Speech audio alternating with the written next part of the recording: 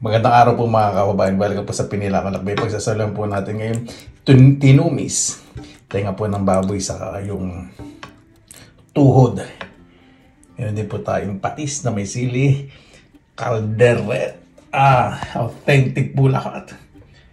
Mainit na kanin. Tara, samahan po man ninyo ako sa recipe sa caldereta at sa ating tinumis. 100% authentic po yung recipe. Kung nagugutom na po kayo, fast forward na lang po sa mukbang.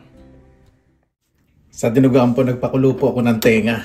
Ako, gusto ko po ang tenga sa, hindi pala dinugaan, sa tinumis. Kasi yung pang-asim po natin yung sampalok. Siyempre wala pong fresh sampalok. So yung tamarind soup base. Malambot na malambot po yan.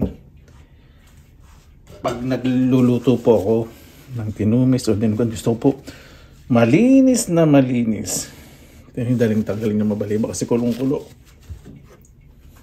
Kaya na po natin. Di ba? Napakalambot. Yan ang masarap po sa dinuguan. Sarap din po sa sisig po ito kaya sa tokpat baboy. Pero gusto ko po ngayon sa tinumis. Ayan, pagkahiwa, hinugasan ko pa po yan ng 2 beses para mas malinis. Yan, umpisan ko na pong mag-isa para sa ating tinumis. Naglagay po ako ng konting garlic oil para mas masarap. Golden brown po muna natin itong ating fresh na bawang. Pag-isa po talaga, yung Filipino style. Golden brown po talaga ang bawang mas masarap. Kasi lalasap po yung sa sarsa o kaya sa bawang na gagawin po ninyo. Totoo po. Wag po natin masyadong gahin yung ibang lahi. Kasi alam na nila yung technique nila kung paano pasasarapin yung pagkain nila. Yung tayo, yung authentic, yung traditional, pag malaki natin, para naman makilala yung pagkain ng Pilipino, di ba? Yung pagkain po natin, hindi yung maging underrated, di ba? Pag malaki natin, ako pinagmamalaki po dito. Kaya lang, hindi ko sila pinipilit. Tignan mo to, hindi po. Nayan ko po yung mga kaibigan ko na tignan nila. You shouldn't force your guests to try your dish. Just let them try what you have on your table. Ang accent ko dun Ayan, golden brown na po ang ating bawang. Bakit nga ba hindi masyado napapansin yung pagkain natin sa ibang bansa? Maraming dahilan syempre. Pero pag mga foreigner pumunta sa Pilipinas, foreigner trying Philippine food. Diba? Minsan pakaramdam natin, parang ginagamit lang nila yung popularity ng Pilipinas dahil sobrang sikat tayo sa social media. Diba? Hindi maalis sa isip natin. It's not a negative thought. It's just a reality. Hindi po ako ginsa mga ganun. Iniisip ko lang yun, di ba? Para hindi napapansin sa ibang bansa yung pagkain natin. Hindi ganun kasikat. Pagsabayin na po natin ang sibuyas na pula at luya. Sibuyas na pula po ang gagamitin ko kasi mas masarap po yan, mas malasa. Pwede rin po kayong gumamit ng shallots. Yung sibuyas na galing sa norte, yung maliliit, pagtanim nyo yung dumadami. Ito po yung sibuyas na pagtanim nyo, single lang. Pinalalaki. Yung shallot, masarap po yung sibuyas. Sa amin, tinatawag po yung sibuyas na native o Tagalog. Naku, padre ko po Ilocano Yun lang sibuyas na yun. May bagoong isda. Ay, nako. Sili. Talo-talo na, ulam na. Kailan po natin maghiwalay yung hibla po ng sibuyas na pula. Napakabango! Lagay na po natin ang ating tenga ng baboy. Siyempre, tinumis naman po. Ito po yung sa Katagalugan, di ba? Mostly sa Nueva Ecija po. Yung tinumis. Talagang gumagamit po ng bunga ng sampalok o yung bulaklak ng sampalok. Basta sampalok po ang pampasin. Gigisa ko po itong mabuti. Yung medyo naamoy ko na bagay na piprito yung tenga. Naku, yun po yung mas masarap. Maglalagay na po ko ng konting asin para mas mag-release pa ng liquid. Ang tenga, baboy. Siyempre, lagyan po natin ng paminta. Lagyan po natin. Napakabango. Pinakapaborito ko talaga sa pagluluto. Ang pagigisa. Diba? Pero mas nakakaliban yung nagigisa ka tapos may ginigisa ka habang nagkikwentuhan, di ba? Doble sa'yo nun. Hindi, joke lang po. Yan, meron po akong natira na isang bagnet na niluto ko. Nilalagay ko po sa freezer. Ayan, mas masarap. At lalagyan ko po yan ng tubig. Just hang on for a while. Hindi naman po masyadong marami. Ayoko po kasi sa tinumis na masyadong malapot. Gusto yung konting lapot lang. Ayan. And then maglalagay po ako ng patis. Depende naman po sa inyo kung ano po yung gustong pagpalasa po ninyo. So pag kumukulo po yan, sandali lang po. Hugasan ko na yung takip, nakalimot ng hugasan. Ayan, takpan ko na po. Medyo hinaan ko lang po yung apoy. Yan, kuluan na po. Lalagyan na po ako ng kamatis. Kaya bakit ngayon ko lang maglalagay ng kamatis? Bakit hindi mo sinama sa paggisa? Nakalimutan ko kasi. Okay lang po yan. Ito po natin mabuti. So ito yung maglalagay po tayo ng mga rekado. Haluin po natin yung ating niluluto para lumasa po ng maayos, maging even. Di ba? Palambutin lang po natin ng husto ang kamatis. Para po natin. Naglagay na ba ako ng patis? Tinanong yung nanonood, i-check yung nakaraang video. Natamad ako. Maglalagay ng pampatis. Parang hindi pa. I think hindi pa. Kasi parang yan. Yung pampatis. Pampalinamnam. Naglagay ko yung patis, huwag niyo po muna tatakpan. Para yung amoy medyo mag-evaporate. Mag-evaporate. Kasi lalo na kung maamoy yung patis po ninyo. Ayan, okay na. Takpan ko na po. Ayan. Kuluan na po. Malambot na po yung kamatis. Di ba? Ito ko na po ilagay yung dugo. Gagamitin ko po ang dugo po ng baka. Medyo frozen siya. Talagang nilalagay po nila ito sa freezer. Hindi po muna ako maglalagay ng pang-asim kasi gusto ko po durog na durog po. Ayoko po muna mamuo yung dugo. Pakulayin ko po muna. Diba? Ayan. Napakabango. Maglalagay na po ako ng pang-asim. Tamarind soup base. Diba? Tansyahin po ninyo ba? Huwag po muna kayo maglalagay ng masyadong maraming pampaasim. Lagyan na rin tayo ng sili. Mas maraming sili, mas masarap. Siling panigang, syempre ginagamit.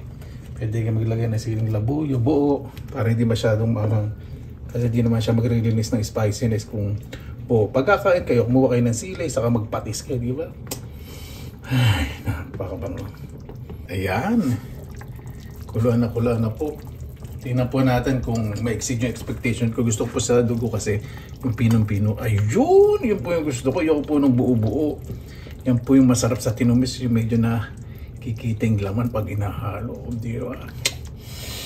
Tingnan po muna natin. Titikman po ninyo. Lagi po ninyong hihipa na para malasahan nyo po yung totoong lasa. Winner na winner. May ihahabol po ako. Kasi di ba, pag kumakain po kasi ako ng tinumis nung maliit po ko sa Bulacan. Ngayon po kasi mahirap makahanap ng bulaklak na sampalok eh. Gusto ko po talaga sa tinumis bulaklak po na sampalok. Totoo po. So gagawin natin parang ito yung kunyari, naglagay tayo ng bulaklak na sampalok. Lalagay tayo ng chives o murang sibuyas na pino. Yeah. Parang illusion. Tingnan po natin mabuti. Ito yung maganda. Oh, yung durog na durog po yung dugo. Ay, naku, napakabango. Panalong panalo. Ito yung masarap. Ito rin po yung masarap sa puto. Yan, oh. Yan, luto na po ang ating tinumis. Yung murang sibuyas, mag-yellow green po yan. So parang bulaklak na isang palok mamaya.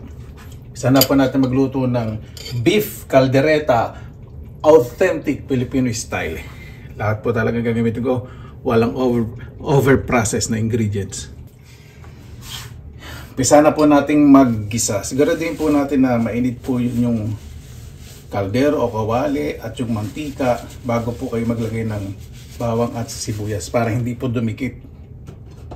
Golden brown po natin itong bawang.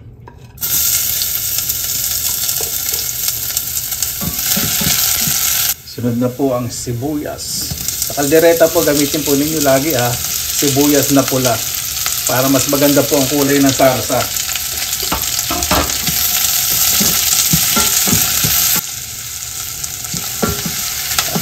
Yan, nagwalay na po ang hibla ng sibuyas. Lalagay na po ako ng bell pepper, kamatis. Ang kamatis po, kung hindi nyo po pinakuluan yung karne, huwag nyo po munang ilalagay kung fresh yung karne ilalagay ninyo. Pero pinakuluan ko na po yung karne, kaya pwede nyo na po igisin ng kamatis. Kaya mas masarap po sa kamatis yung piliin po ninyo hinog na hinog. Ito hindi pa po masyadong hinog, pero yung bell pepper natin, napakaganda ng kulay, pulang-pula. So, ang gagawin ko po, maglalagay na po ka ng konting asin para mag-release ng liquid yung kamatis at yung bell pepper para mas mabilis siyang maluto at magisa. Lagi na rin po tayo ng paminta para mas malasa. At haluin po natin ng maayos. Kaya po, diba? Nag-release na po ng liquid at flavor. Saka po maglalagay ng karne. Yung karne po natin ay pinakuluan na po, malambot na para mas mabilis ang pagluluto po ng kaldereta. Siyempre lalo na kung may manghandaan, ganito po yung gawin po ninyo. Sa amin po sa Bulacan, yung kaldereta, pag sinabing kaldereta sa Bulacan, may gata. Pero ito yung authentic na wala pong gata. Huwag muna natin haluin yan kasi yung sa ilalim po, haya ako pong madurog para maging thick o malapot po yung sauce mamaya. At ang gagawin ko po sa ibabaw, lalagay ko po yung patatas saka yung carrots. At ngayon, maglalagay po ko ng toyo.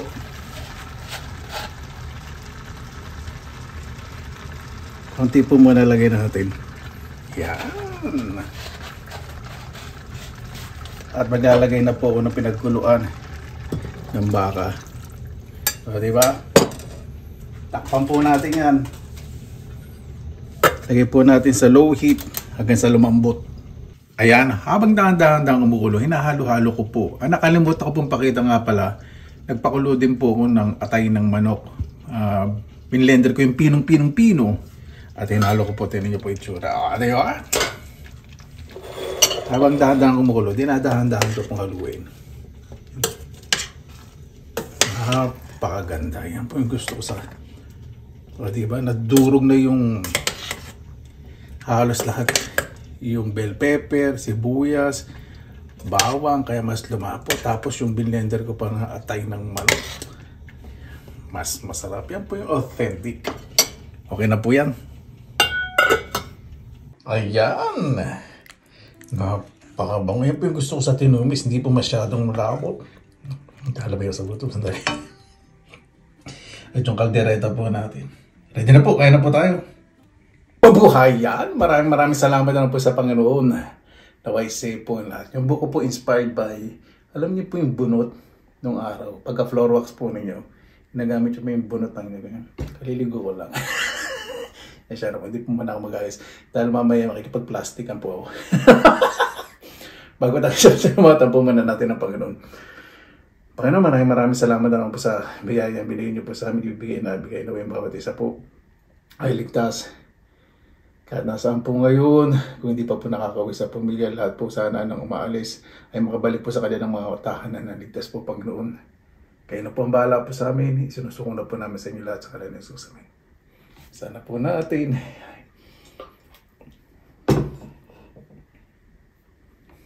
Magkukutsara tinidor po ako ngayon kasi sasama po ko sa mga kaibigan ko po. Inaya po akong bar hopping. Siyempre, gagasang mo din ng po libre. Hindi naman po ako mahilig sa libre. Maliban na nagpupumilit, di ba? Huwag ka na magpakatanga. Just libre ka na eh. Yeah. Maglibre ka rin pa minsan. Hindi yung puro ikaw gustong malibre. Kailangan mamuhunan ka rin sa mga kaibigan mo. Mamuhunan. Hindi na pagkakasaya ko. Basmati po yung kanin ko. Dito po muna tayo sa tinungis. Ako po. Pag tinuguan po talaga. Tapos tenga ng baboy. Naku po.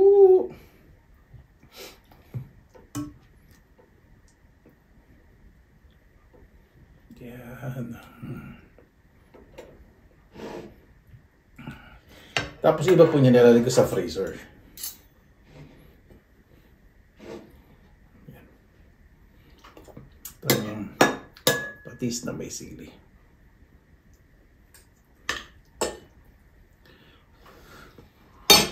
Excuse me. Ayan. Ang ganda laban.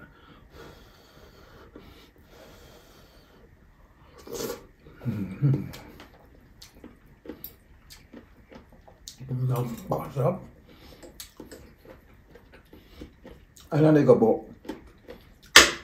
Kasi may nabibili rin po na yung pinatuyong oregano. Yung maliliit, hindi po yung malalaki na pinagtatapal sa mga pilay, hindi po yun.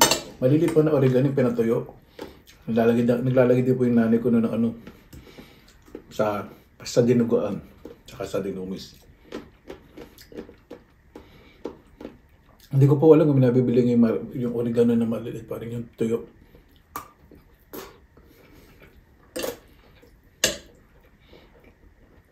Ang sarap.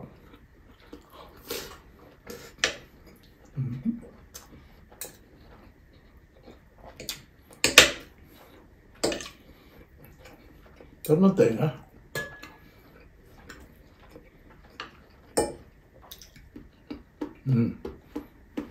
May lutong.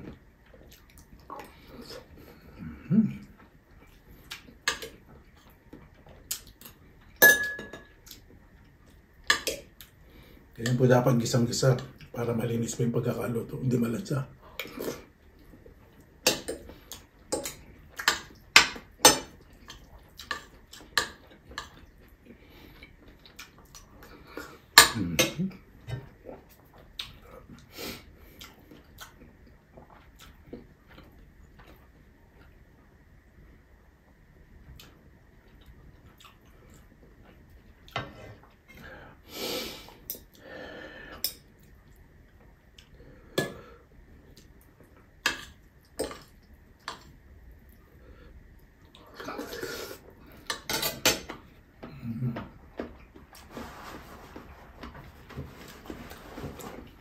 Ayoko pa sa dinugan o kaya sa tanumis sa banlap.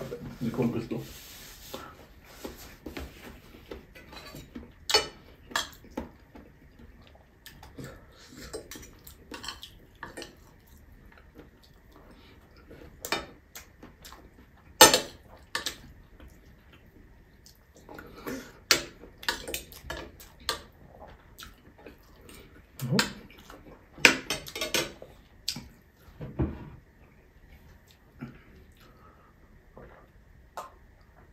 Apple juice. Tapos muna tayo sa dinuguan ha. Dinuguan tuloy sa tinumis. Miss ko to eh.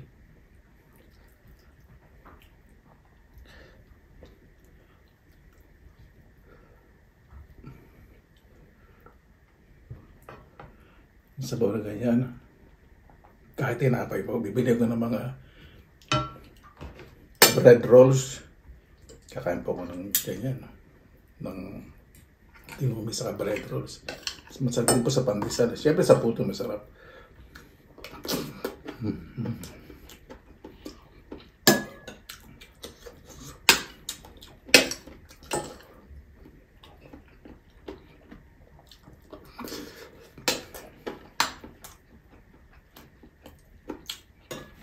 Masarap talaga po lutong dinugan yung ulo pa ng baboy.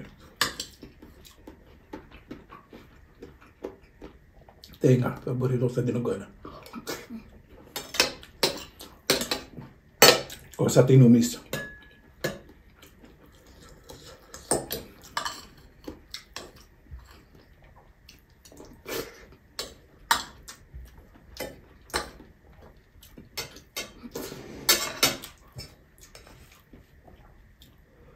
Iba po naglalagay din ng laurel kung gusto po ninyo. Iba tanglad.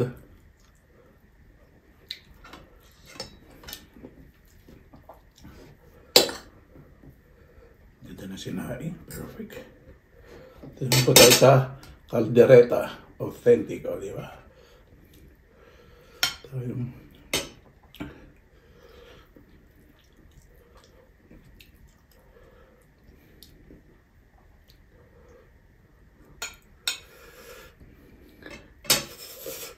Sili. Isa patis na may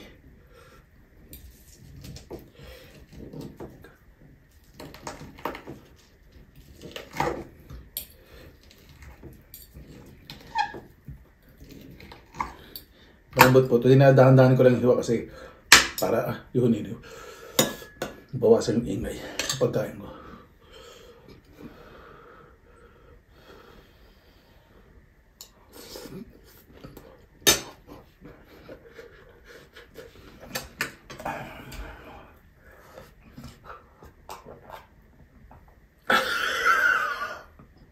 Naluha ako. Mainit pa yung gana.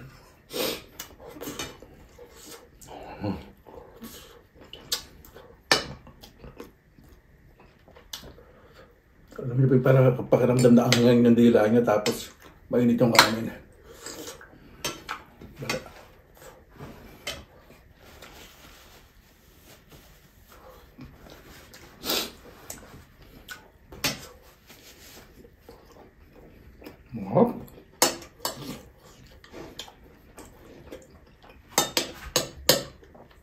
Sa kaldereta po, mas gusto itong walang gata. Pero kapag pulutan, mas gusto ko naman yung may gata. Pag ulam, walang gata. Pero pag pulutan, yun, yung may gata.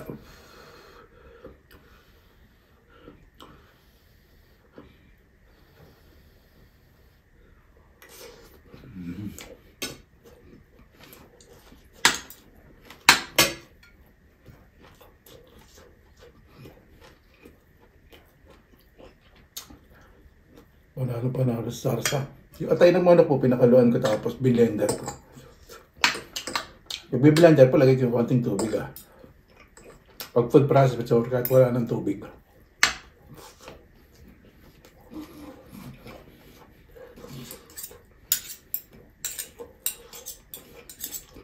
Hindi pa yung aluluto.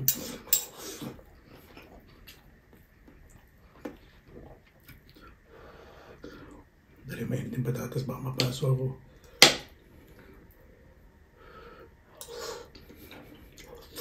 Payo na.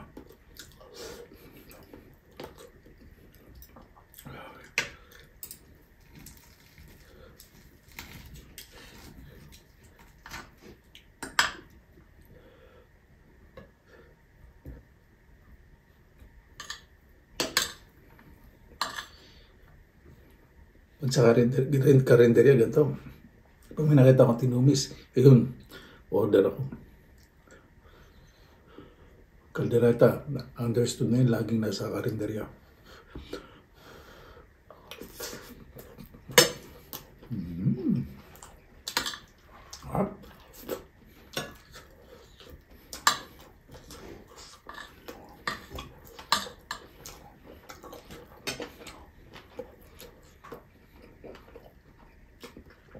Pakalambot.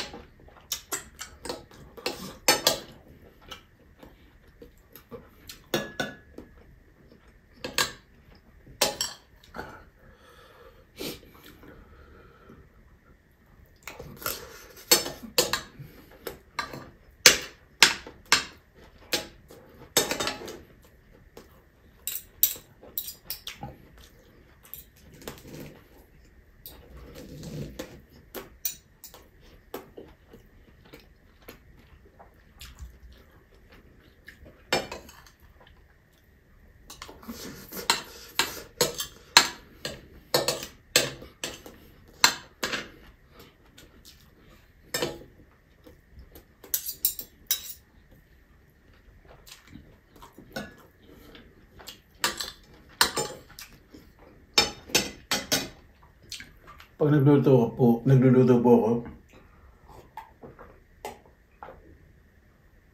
kahit kayo po, kahit kulang yung ingredients, masarap yung punin. Punin yung madaliin. Lalo na kung negosyo punin yung pagkain.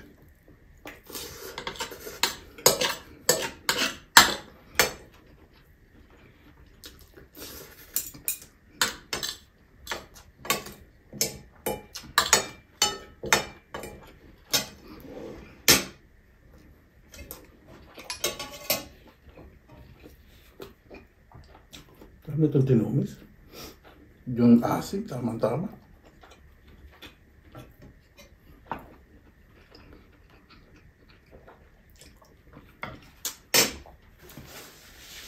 Kain ako niya. Gagawin ko stock sa tinapay. Sarap. Damay kong stock sa freezer niyan. Ano po? Paano po? Maraming salamat ang sa inyo oras na ilan sa Pinilang Alabay. Taway sa mga recipe, may natutunan po kayo. Bago po tayo mag-umpisa, pasalamatan po muna natin ang Panginoon.